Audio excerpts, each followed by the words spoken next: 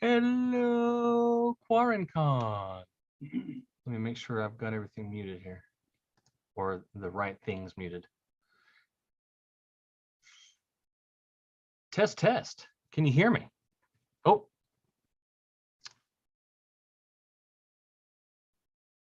Test, test. Can you hear me?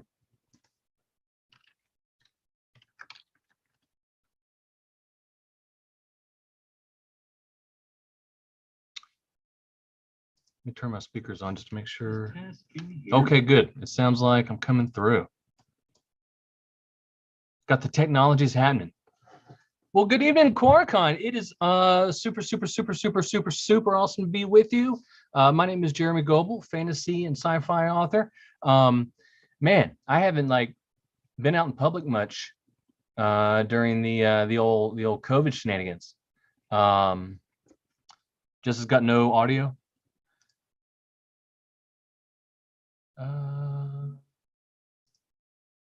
Test, test.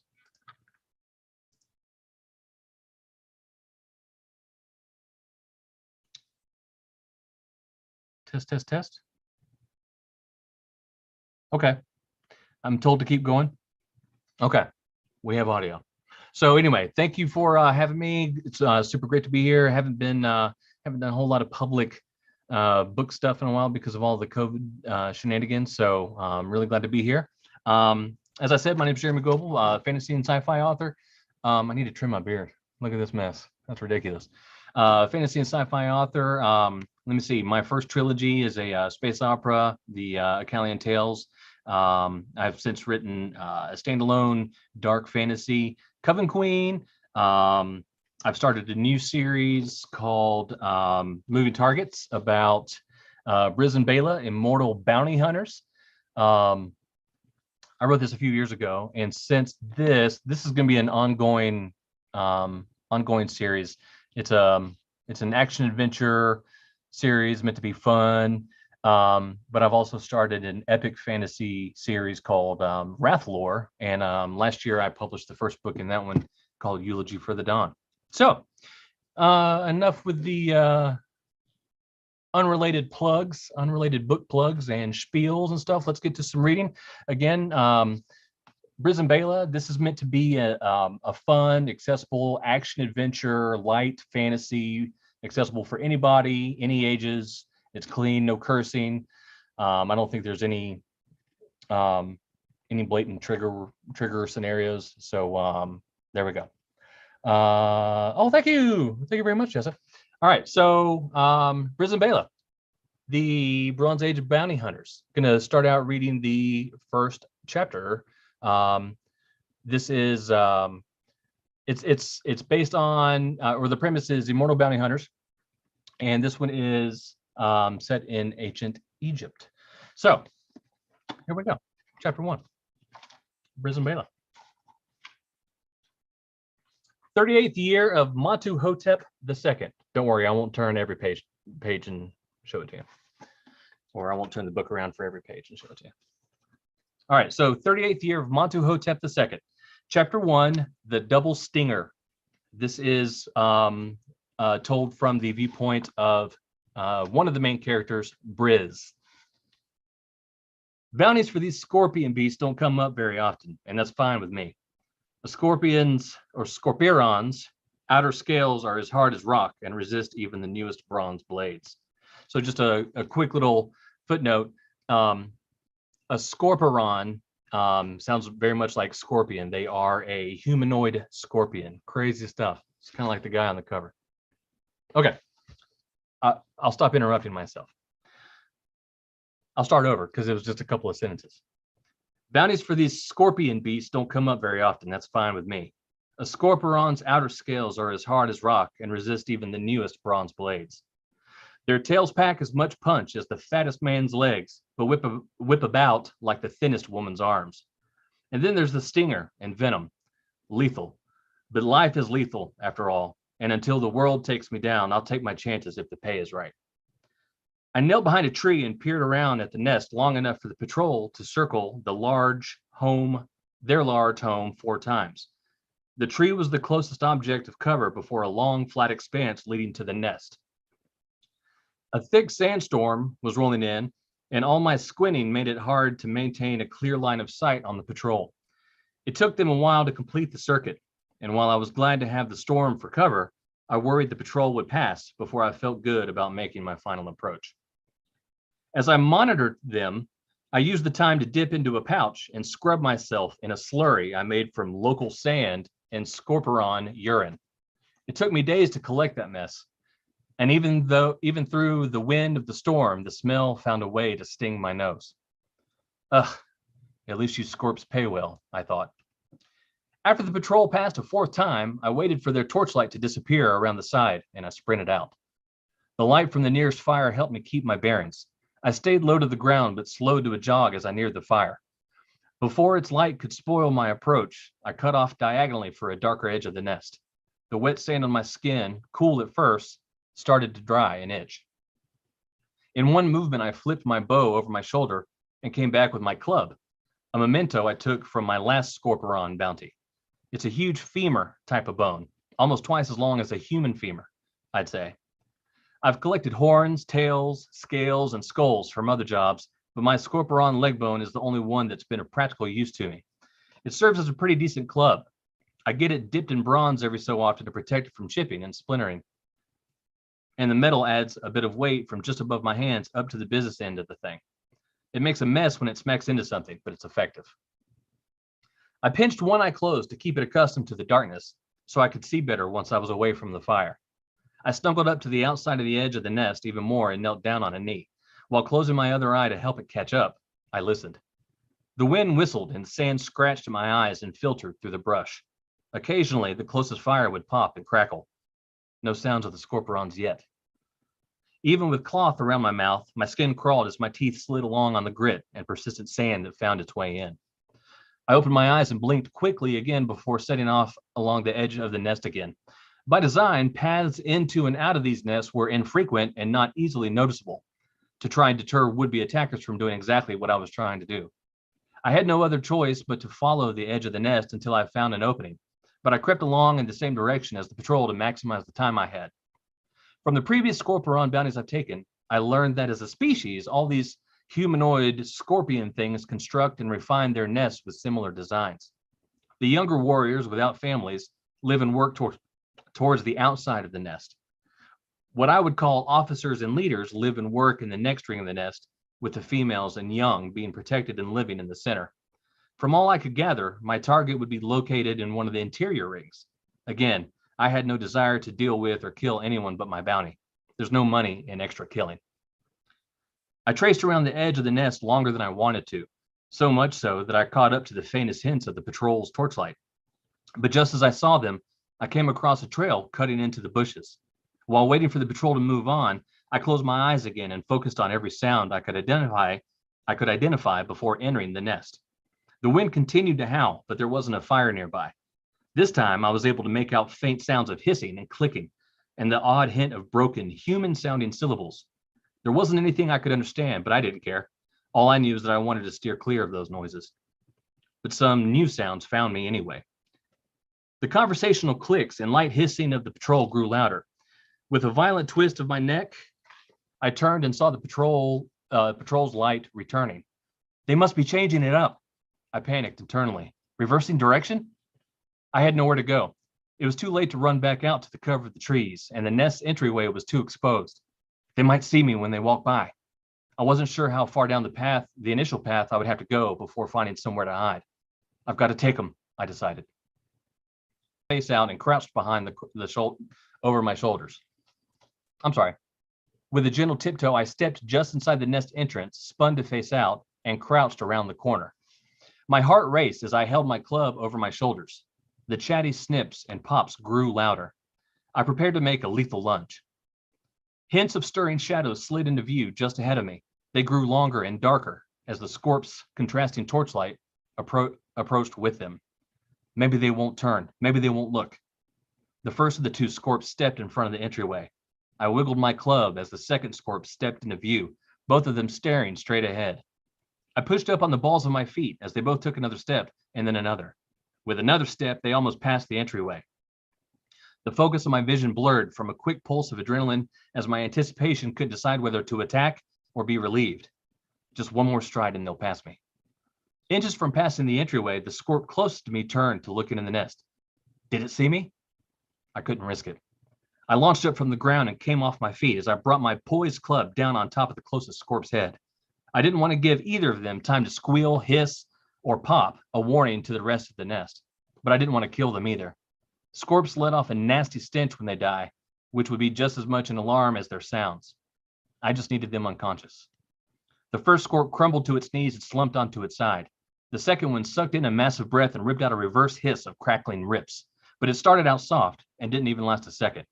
I smashed it in one side of its face and sent it stumbling before following up with a return slam on its other side. It too crashed over onto its chest like a rotten tree. After taking a second to stare at them, I froze and stifled my panting to listen while scanning the darkness. No new sounds. I looked back at the scorps inside. You better not be dead. After taking a second to drag them out of view of the entryway, I squeezed my club and entered the nest. The shapes and scale of my surroundings grew more defined as the nest paths became increasingly protected from the sandstorm. My eyes adjusted as much as they were going to and made the most of the bit of moonlight persisting through the storm overhead. My confidence grew as I crept deeper into the nest. The wide paths that accommodated the bipedal scorporons resembled well-beaten game trails and allowed me to move quickly and confidently. This latest scorporon I'm after is what I call a gatherer. Gatherers seem to be part of the elite in a particular nest. I've seen them lead raiding parties, hunting parties, or any other effort meant to bring resources into their nest. Whenever I've tracked them in the past, these gatherers hiss and click orders at the others. The one I've got a new bounty for led an attack through a village that robbed its citizens of most of their food and a large portion of its men. The scorporons are malicious, merciless, and devastating. They've never been known to assemble in groups larger than their specific nest, but if it ever came to that, no major city would stand a chance. Like the outside of the nest, entries to sections other than new corridors were few and far between, but I had to remain vigilant and not accidentally step into an area of restless warriors rather than the next branch of a path. There were no fires internal to the nest for obvious reasons, so I relied completely on sound, of which I heard none. I kept walking and listening. No sound. I passed by a break in the path and peered around and through the edges of the brush. Light played and reflected off numerous bits of different scorporon scales. My adrenaline spiked and shocked my nerves. I ducked away from the opening in the path almost as quickly as I leaned in. I took a gentle but giant step past the opening and continued on. My thoughts returned to the patrol. Are they awake? Did I kill them? Are they up and alerting the others? My paranoia tried to swell, but my experience kept it in check. I hunched over and took steps as deep as I could without scraping gravel or rustling against the brush. As I progressed, the high, short chirps of their sleeping young registered in my ears, signifying the nearby center of the nest. I was in the thick of the ring of the nest where my target should be. I slowed and looked for the next opening. When I finally came upon one, I held back even more. The light improved and I didn't have to pass through the threshold as much as before. While looking in, I inspected the tails of the scorporons in the room and tried to spot a double stinger. My bounty was apparently the only one in his nest with a rare double stinger at the end of his tail, and should make it easy to pick him out. No double stingers in here. I continued along the trail of the nest's interior rings. An empty space came next, followed by another room with another group of scorporons. Normal tails and stingers again. The sound of the families at the center of the nest grew louder. Doubt started to trickle into my mind. I had been in the nest longer than planned, and my odds of being caught before killing this thing were rapidly increasing. Not long before the patrol gets discovered or wakes up, I ducked into the next entryway. My first thought was disappointment as the light shone on only one sleeping scorporon, but as I traced the figure down from its head to its tail, my skin tingled with excitement. 2 stingers! I took a quick, steadying breath. Time to get to work. Before continuing further into the room, I stepped back and reviewed the path to confirm my exit. I had no idea how the paths would fork or merge if I continued forward, so I decided I'd leave the way I came after making the kill. I ran the layout through my head. One entryway with sleeping scorps, an empty room, another room with scorps, and then the exit. I inched in where my bounty slept and scanned the room. The weight of my bone club felt good. I squeezed it and crept closer and pulled out my dagger as a backup. There was more of a chance of stunning it or killing it with a solid slam from my bronzed bone than there was a first attempt at stabbing it. Its tough scales practically guaranteed it. I slipped over closer and listened. The sound of the chirping offspring was still all I heard. My scorp's eyes were shut. Its tail and double stingers was still. I lifted my mallet and raised my arm quietly, ready to unleash all I could into its face. As I reached the top of my preparatory stretch, the muffled whoosh and whistle of the wind was overtaken by a deafening blanket of hissing. The nest is awake now! My arm plummeted down towards its target. The scorp's body jerked, whipping one of its huge pincers up to block my attack. I swung my dagger around to try and stab it in the head, but was countered by its other arm as it scrambled to stand. The dagger flipped out of my hand. As it finished standing, I spun to match it and came around with the full force of my mallet, cracking it in the side of the face. It stumbled back a step, but returned swiftly with a kick to my gut. I tensed my belly just in time and absorbed some of the violent crunch, though less than I had hoped. As the kick landed, I dropped my club and grabbed the scorp's leg before shoving the beast back in a chaotic stumble. I reached down for my club, but was bashed in the side of the head by something that flashed into view just before it struck me. My vision went dark, but I was still conscious. I crashed onto my side and rolled into a wall of thorny vines and prickly bark that poked my skin. Sand whipped up into my mouth and grated my face. I raced to brush away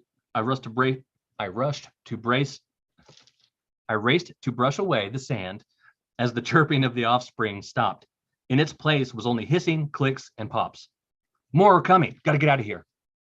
I scrambled to my feet and shook some focus and clarity back into my head. The double stinger beast rushed at me. With no dagger or club, I locked my fist together and swung at one of its hooking arms. I smacked it out of the way and dodged its other arm before finally landing a solid jab to its face. If I was going to have any chance with my bare hands, it would be by landing hits to its face, the smallest but most vulnerable area. My first jab landed hard. It squealed and hissed as it shuffled back, but I didn't give it time to regroup. I shot forward and landed two more jabs, a left and a right. It swung around with its tail and caught me in the upper arm. It hurt as bad as a slice from a jagged blade, but the movement from the blow swung us both around, shoving me closer to my club. I jumped over a low swipe of its tail and lunged in for a left jab and then an uppercut. The uppercut landed squarely to the point the scorp couldn't even squeal as it teetered backwards. I seized the opportunity and leapt forward to bend down for my club. But just before my taut fingers touched the handle, a massive blow smacked the back of my head. It wasn't a direct hit. It glanced off as I was bending down. It was enough, though.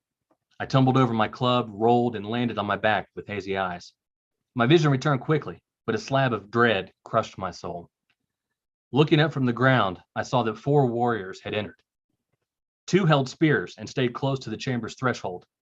2 others, bulkier, were closer to me. My target with the double stinger stood up and tapped itself with its arms and tail to rattle off sand from our scuffle. I squinted, then stretched my eyelids, searching in the dark for any light reflecting off my bronzed club. It was behind the 2 scorps closest to me. My dagger? Couldn't see it. My bounty clicked and popped some new sounds.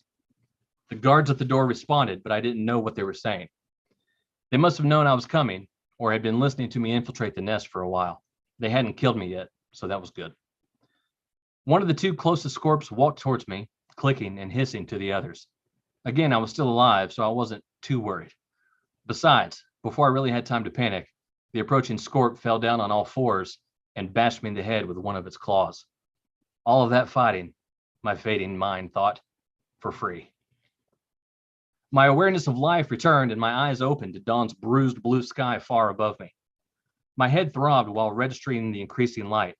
I was no longer in the nest, and before I could identify exactly where I was, smoke drifted into view above me, robbing my sight of the sky. The smell of burning brush overcame me. I rolled onto my side. The nest was in flames, abandoned, and set alight by its previous occupants after I, an outsider, infiltrated it. A caravan of scorp families, workers, and warriors trailed off in search of a new home. Up and over a dune in the distance, a few of the warriors who had stayed back clicked, popped, and hissed, no doubt discussing what to do with me. Just a few more paragraphs. I tried to move my hands, I tried to move, but my hands were shackled behind me. I wasn't surprised. I strained against my bonds. They were sturdy. I went to roll around and get up to my feet, but I was shackled at the ankles too. A squeaking and creaking distracted me. A few other scorps returned from around the burning nest, pulling a cart by a few hefty lengths of rope with a cage on top of it. They rolled it up close to me and joined the other guards. As one of the scorporons gestured at an unfamiliar man to get back into the cage, a different scorp, pulling out my club, brandished it angrily at me through pops and hisses. "Oh, was that a cousin?" I asked. The scorporon sprinted at me and lifted my club, but one of the others popped an order to him. He slid to a halt. The remaining stragglers approached me, picked me up, and tossed me into the cage. Well, I guess it's time for plan B. And that is chapter 1 of Briz and Bela, the Bronze Age Bounty Hunters. Let's see here. Thank you for letting me read to you, read with you, do some storytelling with you. It looks like there's a question. Did you find Bronze Age research more or less challenging than you would for, say, a more typical medieval-oriented fantasy? Yeah, so I would say absolutely. You know, as we all know, there is a plethora of medieval Norse mythology. Well, I wouldn't say there's a plethora of Norse documentation. Norse mythology, yes, but not so much documentation. But yeah, medieval European medieval documentation and stories and things like that. This first book is set in the second Middle Age, or the Middle Age of the Egyptian empires, and it's, you know, it's a historical fantasy. It's largely based in history, so I had a lot to draw off of when it came to the dynasties and things like that. But you know, there's some magic, there's some mysterious magic, there's some fancy creatures and beasts. So so yeah, there we go. I think I'll go ahead and turn it over here in a second. Thank you again for inviting me, for having me, letting me read. Thank you, QuaranCon. Thank you, Taya. I hope everyone stays happy, healthy, safe, and stays well until we meet again. Thank you.